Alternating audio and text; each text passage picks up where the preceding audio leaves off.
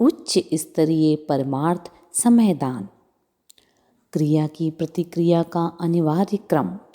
क्रिया की प्रतिक्रिया सृष्टि का शाश्वत नियम है। उसे हर कहीं और कभी भी चरितार्थ होते देखा जा सकता है। किसान जो बोता है वही काटता है। सौभाग्य और दुर्भाग्य के अवसर यूं अनायास ही आ उपस्थित हो जाते हैं, पर उनके पीछे भी मनुष्य के अपने ही कर्म झांकते रहते हैं, भले ही वे अब नहीं भूतकाल में किए गए हों। यहाँ अकस्मात कुछ नहीं होता। जो होता है उसकी पृष्ठभूमि बहुत दिन पहले से ही बन रही होती है। बच्चे का जन्म प्रसव के उपरांत प्रत्यक्ष आंखों से दिख पड़ता है, पर उसकी आधारशिला बहुत पहले गर्भाधान काल में ही रख गई होती है।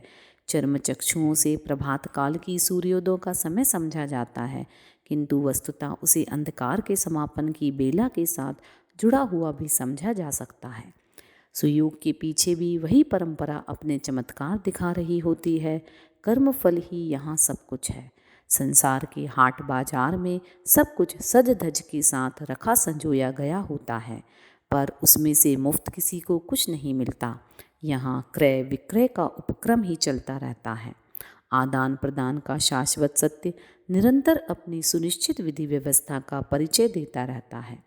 मुफ्त में तो जमीन पर बिखरी रेत मिट्टी भी टोकरी में नहीं आ बैठती। इसके लिए भी खोदने समेटने उठाने का श्रम किसी न किसी को करना ही पड़ता है। संस्कृत की यह उक्ति ठीक ही है कि सोते सिंह के मुख में मृग नहीं घुस जाते। मुफ्त में अनुदान वरदान पाने की अपेक्षा किसी को भी किसी से भी नहीं करनी चाहिए। देवताओं से वरदान और धन कुबेरों से अनुदान प्राप्त करने के लिए अपनी पात्रता का परिचय देना पड़ता है। मुफ्तखोरों के लिए तो वे भी गूंगे बहरे बनकर बैठे रहते हैं। सौभाग्य अनायास ही कहीं से आ नहीं टपकते। उस उपलब्धि के लिए बहुत पहले से ही अपने धारण कर सकने की क्षमता अर्जित करनी पड़ती है। अक्षमों दुर्बलों के तो हाथ में आई संपदा भी चोर उचक्कों द्वारा ठग ली या झपट ली जाती है। उपलब्ध भविष्य यूँ बनता तो सृष्टा की इच्छा निर्धारण और व्यवस्था के अनुरूप ही है, पर उससे लाभान्वित होने के लिए इच्छुकों और उत्सुकों को भी असाधारण बनना पड़ता है। सांसारिक उपलब्धियों के साथ भी यही क्रम जुड़ा है। अफसरों के महत्वपूर्ण पदों पर नियुक्तियां तो आयोग ही करता है, पर उस अनुग्रह को प्राप्त करने के लिए प्रतियोगिता प्रतिस्पर्धा परीक्षा में सम्मिलित ही नहीं होना पड़ता, वरन उन कसौटियों पर भी खरा भी सिद्ध होना पड़ता है। अनुनय विनय से तो उपेक्षापूर्वक यदाकदा कुछ छोटी मोटी वस्तु भर हाथ लगती है। शासन सत्ता में महत्वपूर्ण स्थान पाने के लिए चुनाव जीतना पड़ता है। वह सफलता भी तब मिलती है जब मतदाताओं की दृष्टि में अपनी वरिष्ठता प्रमाणित करने के लिए समय से पहले ही अपने को सही व्यक्ति सिद्ध होने के लिए बहुत कुछ साधना कर चुकने का प्रमाण एकत्र कर लिया जाता है। कन्या के सयानी होने पर उसके लिए उपयुक्त वर तलाश करने के लिए अभिभावक बहुत दौड़ धूप करते हैं। साथ ही खुशामद करने और प्रयत्न करने वाले उपहार भी संजोए रहते हैं, पर कोई कुपात्र रोगी दरिद्री व्यसनी उसके लिए अपनी ओर से अनुरोध करे प्रस्ताव करे गिड़गिड़ाए तो भी उसे दुत्कार सहने के अतिरिक्त और कुछ हाथ नहीं लगता। क्या लोक क्या परलोक क्या मनुष्य क्या देवता सर्वत्र सत्पात्रों को ही उपहार वरदानों से निहाल करने की प्रथम प्रथा परंपरा काम आती देखी जाती है। एक अलभ्य अवसर जो सामने है। 21वीं सदी अगणित श्रेय सौभाग्य की वर्षा करने के लिए घनघोर घटा टोप की तरह उमड़ती घुमड़ती चली आ रही है, पर उस देवी अनुदान का लाभ सबको समान रूप में नहीं मिल सकेगा। विजय निश्चित होने पर भी मोर्चा जीतने का श्रेय और उपहार उन सेनापतियों को ही मिलता है जिनने रणनीति बनाने से लेकर व्यूह रचना विधि व्यवस्था साधन सुविधा आदि का सही निर्धारण करने में अपने कौशल का परिचय दिया होता है। शेष तो उस युद्ध विजय की प्रसन्नता भर व्यक्त करते रह जाते हैं। प्राचीन काल में ऐसा ही महत्वपूर्ण अवसर एक बार सतयुग में भी आया था। वह भी अनायास ही स्वर्ग से धरती पर नहीं आ टपका था। ऋषियों तपस्वियों की प्रचंड सेवा साधनाओं ने उसे विनिर्मित किया और अपनी गरिमा दिखाने के लिए वादित किया था। इन दिनों का विपन्न वातावरण भी मनुष्य समुदाय के भ्रष्ट चिंतन और दुष्ट आचरण का ही परिणाम है। जब तक आधारभूत कारणों में परिवर्तन ना होगा, तब तक प्रचलन प्रवाह को उलटना भी कहाँ संभव हो सकेगा। भविष्य में सतयुग की वापसी की आशा और उसके स्वागत की व्यवस्था की जा रही है, पर वह व्यापक गंगावतरण अनेकानेक भागीरथों की तपश्चर्या सन्निहित होने की प्रतीक्षा भी तो करेगी ही। समय बदलने में देवी अनुग्रह का निर्धारण प्रमुख होगा सो ठीक है, पर उसे प्रत्यक्ष कर दिखाने का अभिष्ट श्रेय सम्मान पाने में वरिष्ठ प्रतिभाएं ही समर्थ होंगी। अनायास तो कभी कुछ हुआ ही नहीं। सुयोग या कुयोग भी मनुष्य के अपने व्यक्तित्व एवं कर्तव्य के अनुरूप ही उपलब्ध होते देखा जाता है। यह दूसरी बात है कि आदर्शों के प्रति निष्ठावान होने वालों की अपनी क्षमता से जो बाहर हो, उसके लिए अदृश्य सत्ता का अदृश्य सहयोग बड़ी मात्रा में मिल जाए। उस सहयोग के आधार पर प्राप्त सफलता के कारण किसी अग्रगामी को पुरुषार्थ का धनी घोषित किया जाए और श्रेय सम्मान से लाद दिया जाए। भागीरथ गंगावतरण के लिए तप साधना में निरत थे। गंगा स्वर्ग से धरती पर आने के लिए सहमत भी हो गई, पर प्रमुख कठिनाई यही थी कि जब वह प्रचंड धारा इतनी ऊंचाई से नीचे आए, तब उसे धारण कौन करे। अन्यथा जोखिम था कि वह धरती में छेद करती हुई पाताल को चली जाती। इस कठिनाई को आशुतोष शिव ने समझा और वे सहज हो अपनी जटाएं बिखेर कर नियत स्थान पर जा पहुँचे। गंगा शिवजी की जटाओं पर उतरी। बाद में वे भी भागीरथी आगे आगे चलते रहे और पीछे दौड़ते गंगा के प्रवाह का मार्गदर्शन करते हुए उसे नियत लक्ष्य तक पहुंचाने में सफल हुए। गंगा का नामकरण भागीरथी हुआ था। यूं तो श्रेय असंभव को संभव कर दिखाने वाली शिव शक्ति को जाना चाहिए था, पर भगवान तो भक्तों को ही यशस्वी बनाने में रुचि लेते रहते हैं। बात इतनी भर आ जाती कि भक्त कहलाने वालों को नारद जैसा समर्पित होना चाहिए, जिसे अपने स्वार्थ की ही नहीं भगवान के कार्य की ही चिंता रहे। युग परिवर्तन के इस महान अवसर पर ऐसे ही प्रहलादों की आवश्यकता है, जिसकी श्रद्धा को देखकर नरसिंह के रूप में भगवान दौड़े आए और समय की विभीषिका को रौद्र रूप धारण करके मार भगाएं। यही है आज की अपेक्षा। तलाश मात्र ऐसे शयार्थियों की है जो युग निर्माता महामानवों की तरह अपनी यश गाथा को अमर बनाने का पुरस्कार पाएं। उन्हें भी अपनी पात्रता और प्रामाणिकता तो सिद्ध करनी ही होगी। सुअवसरों का लाभ सुपात्रों को। स्वाति वर्षा आकाश से होती है और उसकी सत्ता और महत्ता भी असाधारण होती है, पर उसका लाभ हर किसी को नहीं मिलता। कुछ विशिष्ट सीपियाँ ही ऐसी होती हैं जो उन बूंदों को गर्भ में धारण करती हैं और मोती उगाती हैं। सभी बांसों में उन दिनों वंशलोचन कहाँ उत्पन्न होता है, सभी केलों में कपूर कहाँ निर्मित होता है। स्वाति वर्षा समदर्शी कही जा सकती है, फिर भी कुछ ऐसे सौभाग्यशाली होते हैं जो उससे कुछ विशेष अधिकार प्राप्त कर लेते हैं। उन्हीं की बिरादरियों में ऐसे भी असंख्य रह जाते हैं जिन्हें अपने दुर्भाग्य को कोसते या स्वाति वर्षा पर दोषारोपण करते हुए किसी प्रकार मन को समझाना पड़ता है। एक बार असंख्य मृतकों को पुनर्जीवित करने के लिए देवताओं ने अमृत वर्षा की। सभी मृतक जी उठे, पर एक ऐसा भी था जो मरा हुआ ही था। इस भेदभाव का कारण जाना तो पता चला कि अन्य मुर्दे तो आकाश की ओर मुंह किए हुए थे। उनके नासिका मुख आदि छिद्रों से होकर अमृत भीतर चला गया और वे जी उठे, किंतु जिसने मुंह धरती पर गड़ा रखा था उस उल्टे पड़े मृतक के लिए अमृत वर्षा भी क्या करती। जो ग्रहण ना कर सके उसके लिए समर्थ दाता भी कुछ ना कर सकने की स्थिति में विवश रहता देखा जाता है। चतुर्मास में वर्षा की झड़ी लगी रहती है। भुरभुरी जमीन गीली हो जाती है। जहाँ उर्वरता वगैरह है वहाँ घास पात की हरियाली उग आती है। फसलें लहलहाती हैं और एक बीज के बदले हजारों दानों वाली बालें विनिर्मित कर देते हैं। पर उन चट्टानों और रेगिस्तानों के लिए क्या कहा जाए, जहाँ मेघमालाएं भी अपना कुछ प्रभाव दिखा नहीं पाती, जहाँ न पानी टिकता है और न हरियाली उगने जैसी व्यवस्था ही बनती है। इसे दाता का पक्षपात नहीं, ग्रहिता की कुपात्रता ही कह सकते हैं। उन दिनों छोटे बड़े तालाब अपनी अपनी पात्रता के अनुरूप लबालब भर जाते हैं और गहरी नदियाँ असीम जलराशि को बटोरती द्रुत गति से दौड़ती चली जाती हैं। वर्षा का अनुग्रह उन छोटे गड्ढों को तनिक सा ही मिल पाता है जो अधिक गहराई ना होने के कारण थोड़ा सा ही पानी जमा कर पाते हैं और कड़ी धूप पड़ते ही सूखकर निरस और निरुपयोगी बन जाते हैं। अगले दिनों हर कहीं सौभाग्य बरसने वाले हैं, उज्जवल भविष्य का अवतरण सुनिश्चित है।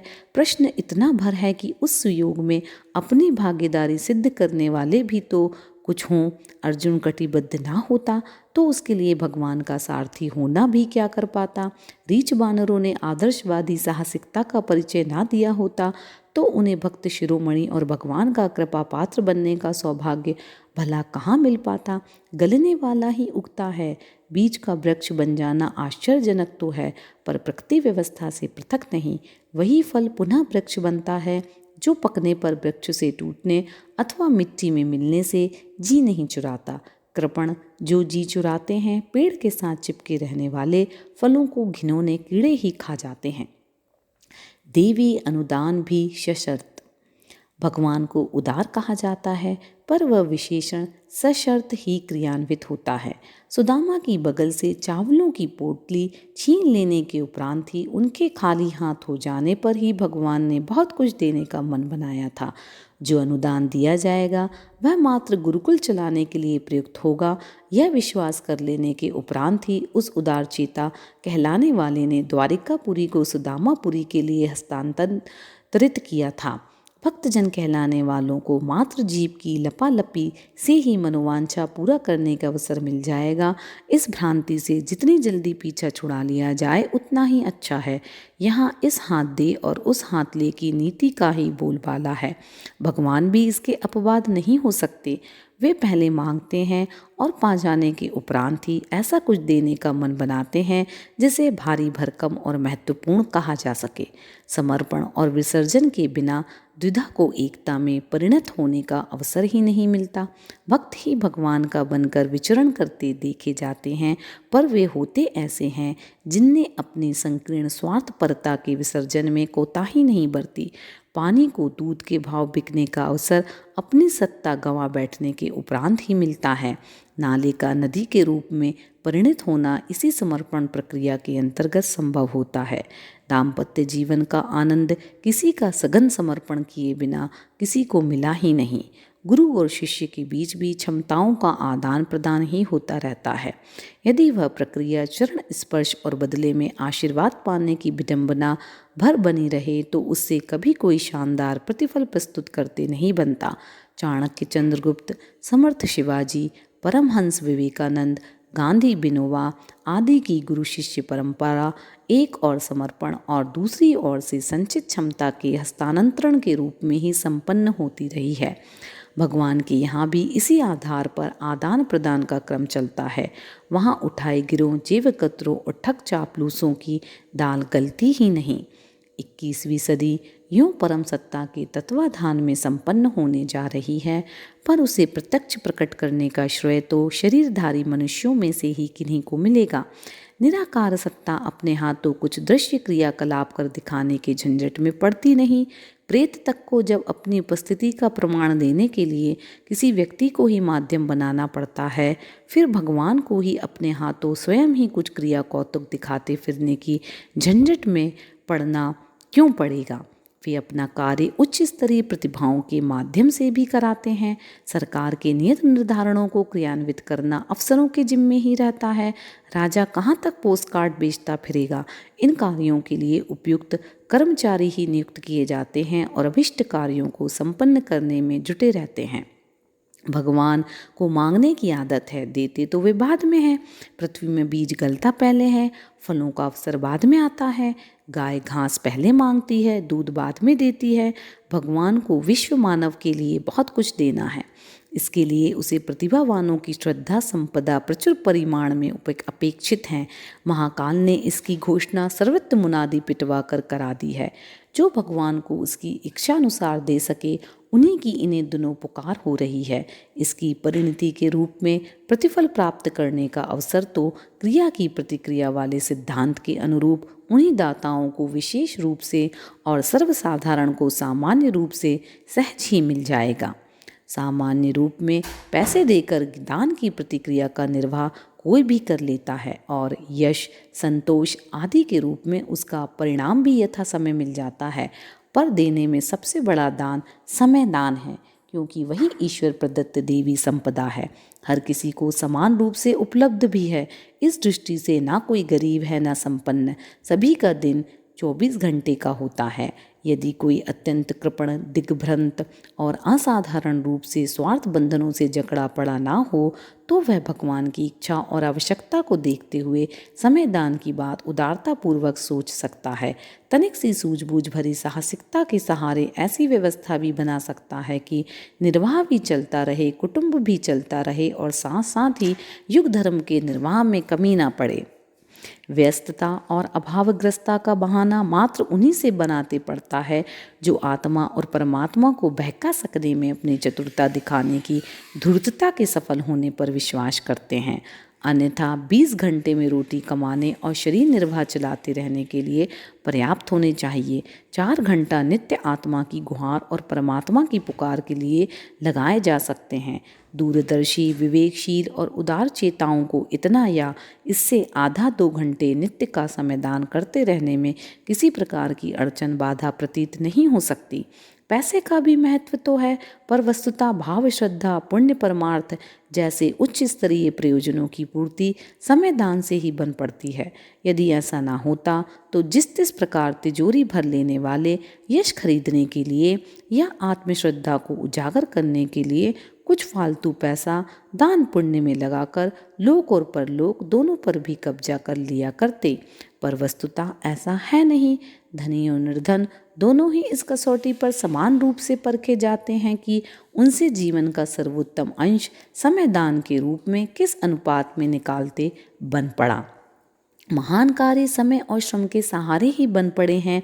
पैसे से तो वस्तुओं को ही खरीदा जा सकता है। मनुष्य की वास्तविक आवश्यकता वस्तुओं की न्यूनाधिकता से प्रभावित नहीं होती। जो वास्तविक आवश्यकता है वह आंतरिक प्रखरता, प्रामाणिकता और सुनियोजन पर अवलंबित है। इसका प्रमाण परिचय उसी आधार पर दिया जा सकता है कि लोकमानस के परिष्कार में, सत्प्रवृत्ति संवर्धन में किसका कितना और किस स्तर का समयदान संभव हुआ। ऋषियों, मनीषियों और महामानवों ने समय साधनों के आधार पर ही वह कर दिखाया था जिसमें जीवन लक्ष्य की प्राप्ति और ईश्वर की प्रसन्नता का उभय पक्षीय लाभ मिल सके। युग सृजन के लिए बहुमुखी क्रियाकलाप सामने उपस्थित हैं, जिसमें विचार क्रांति को प्रमुखता दी गई है। प्राण प्रतिभा से संपन्न लोग इसी निमित्त समय का यथासंभव अधिक नियोजन करने के लिए तत्पर हों। इसके लिए विश्व मानव ने भगवान ने समर्थों से समय दान की याचना की है। इससे कम में उन प्रयोजनों की पूर्ति संभव ना हो सकेगी जिनके ऊपर युग परिवर्तन की पृष्ठभूमि बन सकना अवलंबित है। उच्च स्तरीय समयदान अनायास ही बन पड़ना नहीं बन पड़ना, उसके साथ श्रद्धा, भाव, संवेदना, विवेकशीलता, शालीनता, उदारता जैसी दिव्य आत्मिक विभूतियों का संपुट जुड़ा होता है। यही कारण है कि जिन पर ओछेपन का उन्माद सवार है वे इस युग साधना से कन्नी काटते रहते हैं। जिनकी आत्मचेतना में उत्कृष्टता के देवी तत्वों का यत्किंचित भी अस्तित्व है, उनके लिए इस अनुदान को युग देवता के चरणों में प्रस्तुत करते हुए तनिक भी कठिनाई नहीं होती, वरन भगवान की योजना को पूरा करते हुए राजा बलि जैसी हार्दिक प्रसन्नता की अनुभूति होती रहती है।